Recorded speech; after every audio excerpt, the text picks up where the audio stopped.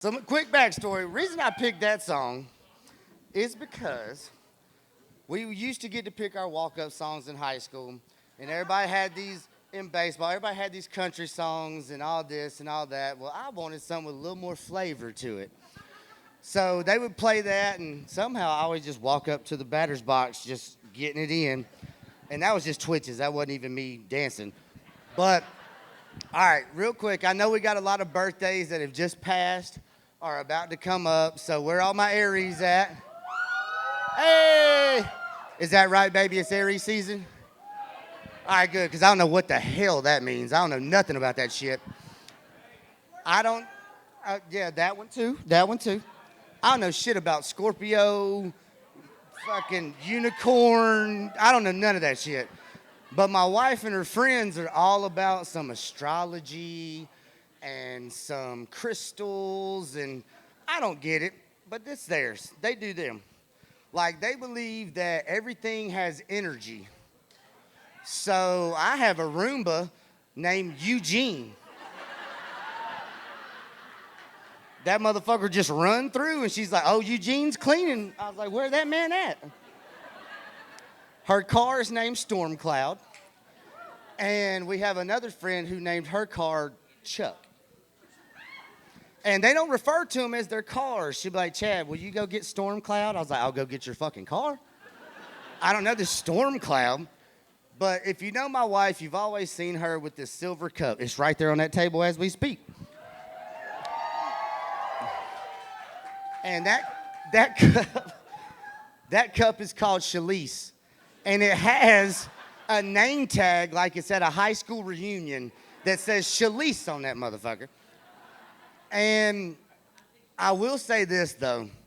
I don't know what she puts in that water, but that ice water tastes like it came from Bobby Boucher's house when he had the water off that fucking glacier. That shit good as hell, I'll tell you that. So, 10-4, buddy, 10-4. So, hold on, I'm excited as hell. Let's go. All right, so y'all know, I tell you these few things just to give y'all a glimpse into the life of the four hands. And some of y'all might think, oh, that's not too weird or strange. She named stuff, whatever. I've not even cracked the fucking surface of weird yet. Let me get y'all into this. So one day I come home, and it's a Friday, and I see one of my wife's friend's car in the driveway. And if you know me, I'm all about a party. I'm like, hell yeah, we about to have people over. We're going to hang out. So I get inside, and I walk into my bedroom, and I hear them talking in the bathroom, which is not weird because Faith's usually either retwisting her hair or maybe she had just started to get ready for the day, and her friends are in there hanging out with her. So I walk in, and the first thing I see is this woman sitting in my bathtub, naked as a jaybird. And all I see around her is incense and candles and Epsom salts. And I look to the left, and my wife is sitting there fully clothed on the toilet with a horoscope book in one hand and sage in the other, just sage in the room. And my first thought is, cover your eyes. There's somebody naked in here. So I cover up. I ain't trying to look at nothing. And so Faith's sitting there telling her positive affirmations. Your day is going to get better. And I'm like, this motherfucker naked. And the craziest part was they looked at me and was like, hey, welcome home. This ain't weird to y'all? That she's just hanging out with you and your boobies is floating on my water? So I slowly close the door and back out and sit on my bed for a minute trying to rationalize what the hell I just walked into. So then, like, I guess probably a week before the new year, it was the last full moon of the year. And so my wife's got two of her friends over, and I haven't heard from them in a while, and I'm like, oh, they're out here watching the moon. So my drunk behind decides to go to the bathroom. And when I open the door, I see three grown women, fully clothed, sitting in my bathtub, reading horoscopes and looking at vision boards by candlelight. And they also look at me like, do you want to join? The fuck I don't. The one time I wish there'd have been 3 naked women in my bathtub, they all clothed as hell sitting there like, this year I'm going to find love. This year I'm going to buy a house. This year you're getting sent to a padded room, bitch. So, and again, I said, you know what? That's mama's world. We'll let the queen do that. I'm going to go watch basketball because that's real. I see that shit. I hope you put up 20 and 10, bruh. So, shit.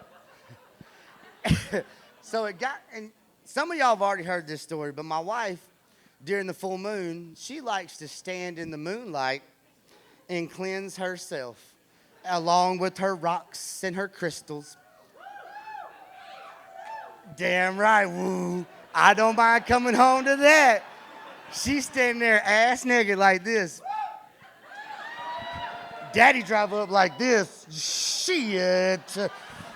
So, and I say all this because it got me thinking, men can't get away with this shit at all.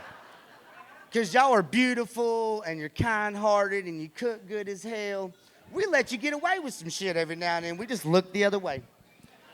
But could you imagine if my boy Big Steve over here come knocking on my door and said, Chad, I've had a bad day.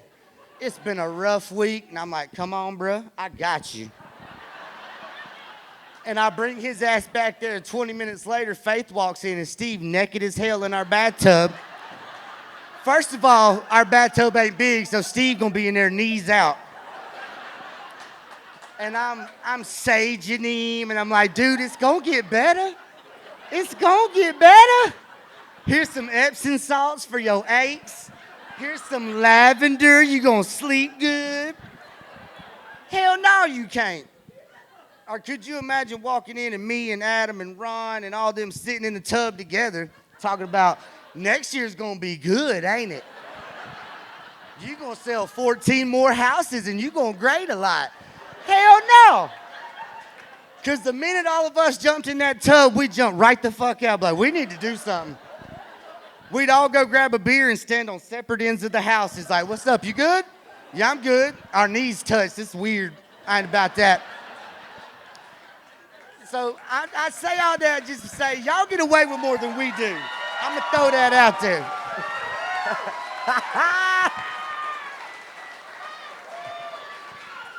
All right, so y'all all know my beautiful wife. That motherfucker is amazing. Give it up for my wife one time. Give it up for that baby. I will say, y'all all sitting in the right seats because that woman did it. She did it.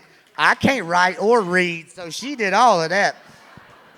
But the reason y'all love my wife is she's so sweet and caring and eccentric and weird, and she get all that from her mama. Her mama is amazing. I love me some gaming.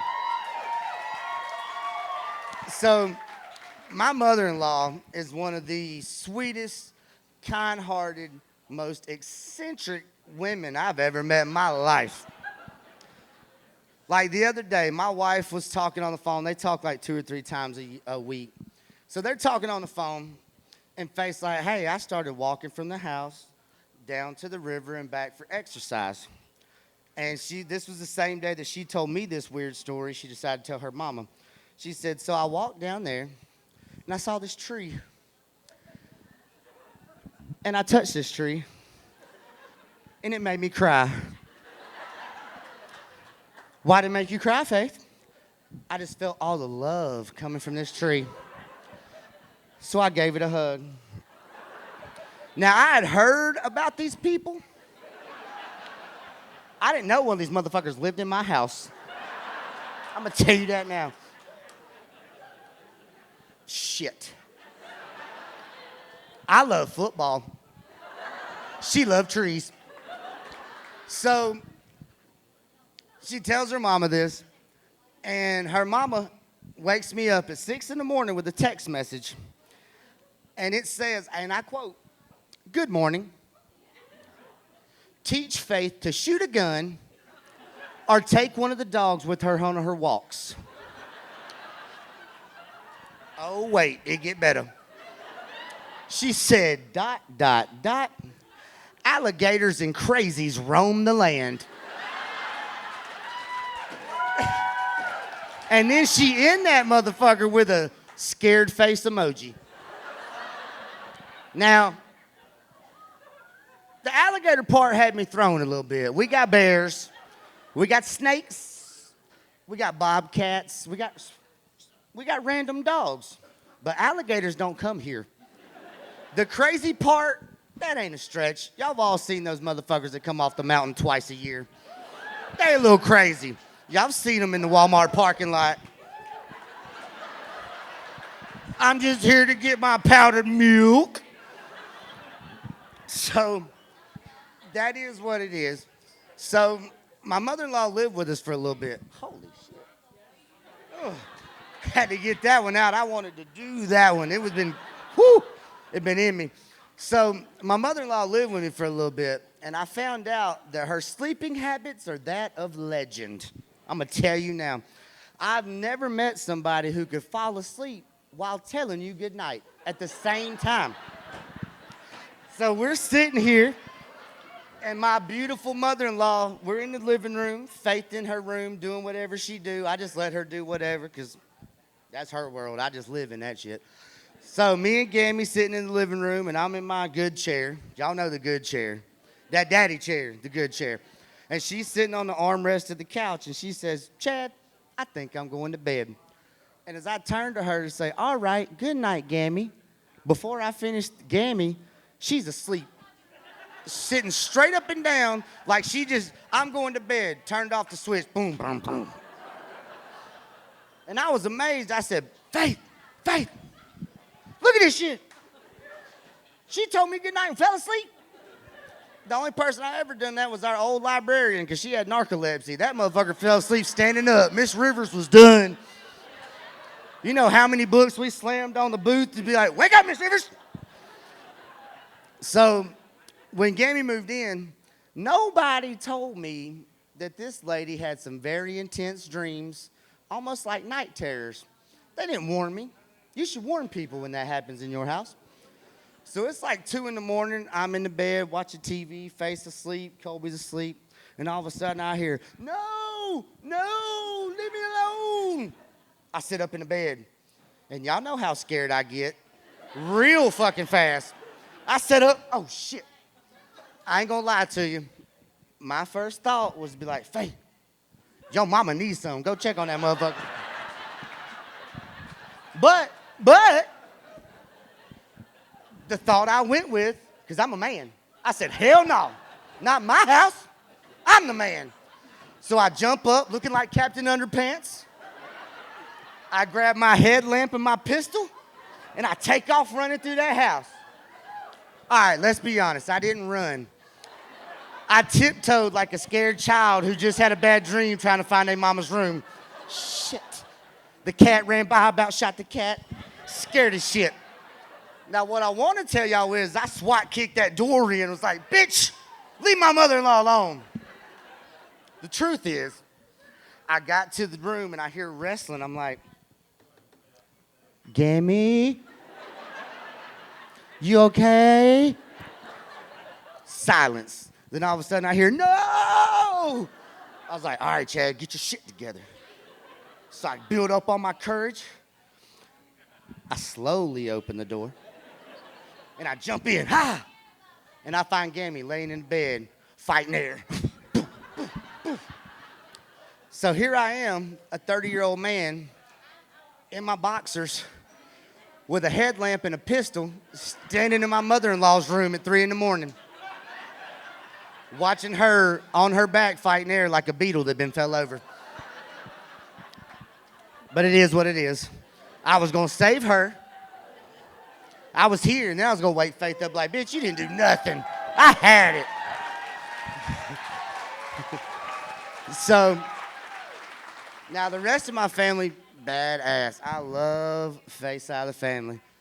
But they were always confused at how she found this country ass sounding Twitchy McGee that has some rhythm and some style, motherfuckers. Hey! So, hell, her auntie asked her one time, said, Faithy, how you find this little white boy with rhythm? She said he started working at Applebee's with me. I don't know. So, every family function, it's always a blast, whether it's Christmas, whatever. Auntie Phyllis will catch me. She'll be like, nephew, hey, nephew. Yeah, Auntie Phyllis. Turn that music on. I told my friend you could dance. I was like, all right, we're good. And we had to dance because you know damn well there's 100 people in that kitchen eating some good-ass food, and there was Tupperware everywhere because we taking all the leftovers home. Motherfuckers walk into Black Christmas with Tupperware. I'm going to take that. That's all coming home with me. So, all right. I've talked enough shit about other people. Let's talk about me for a minute. And as everybody here knows, that there's material for days with that shit. So I got a little anxiety, and I started getting this, I don't like awkwardness. So who in here has seen the show New Girl? Make some noise. I see you men judging me. Fuck y'all. I see y'all judging me. Watch it. It's hilarious. So there's this dude named Nick Miller, and when stuff gets awkward, he does a backward moonwalk to get the hell out of the situation. And before I saw this show, I didn't know how to express what I do during awkward situations.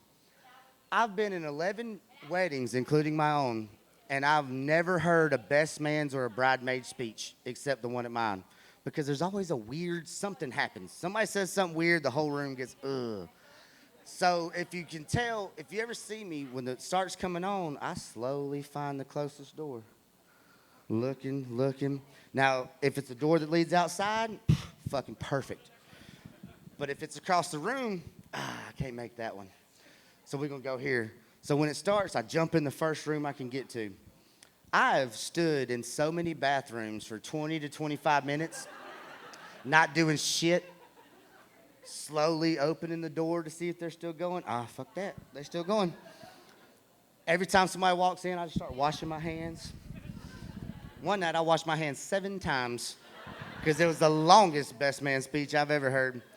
Hell, I stood in a stall on my phone just holding my ear because if I hear the words from in the bathroom, I start shrinking because awkwardness makes my body hurt.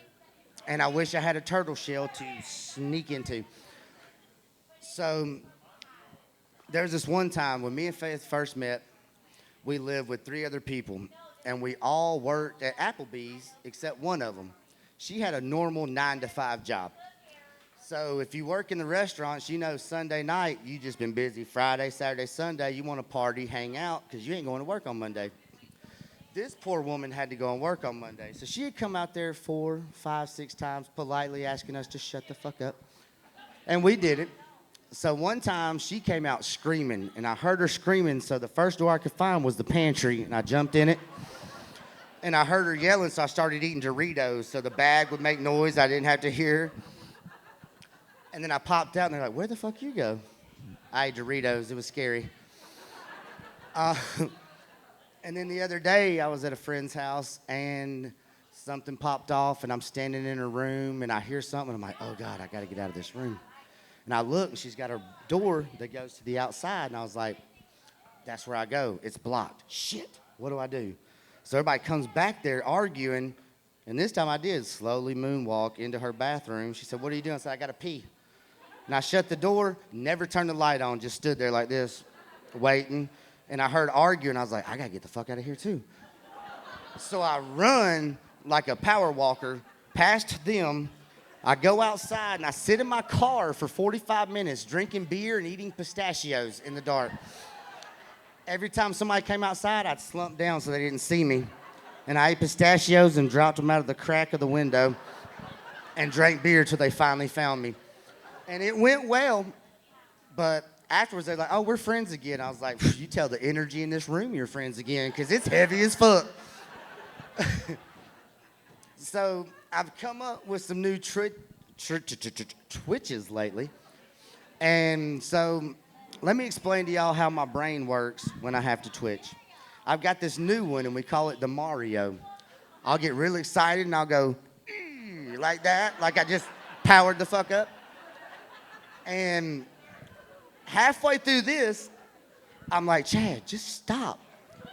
And my brain says, nope, do it or die, bitch. You better do it. So here I am, all through my house. And I got this new one where my leg don't know what to do, so I kick it up and I stomp it.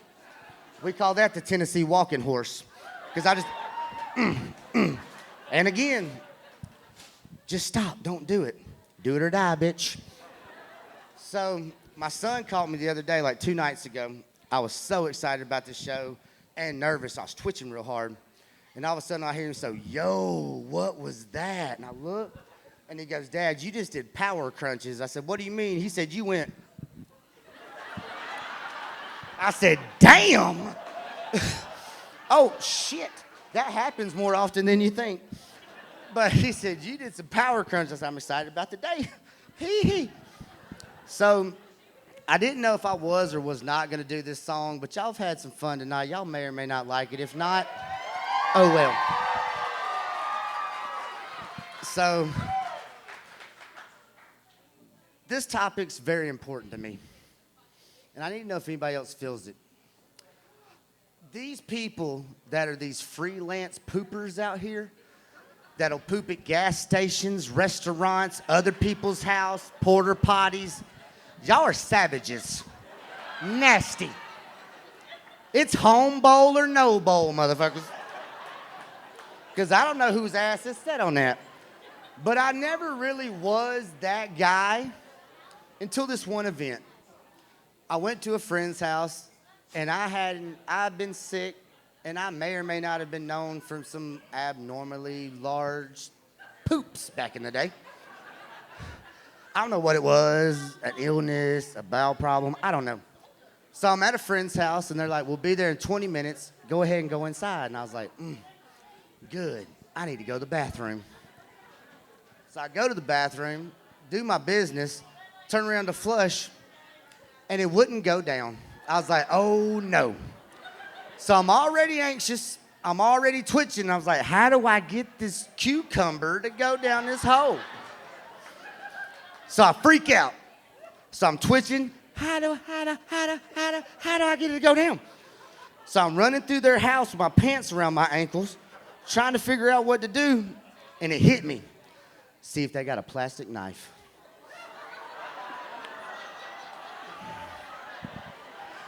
Adapt and overcome. Adapt and overcome. So I happened to find a plastic knife.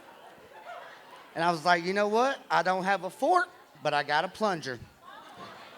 So I filleted this poop.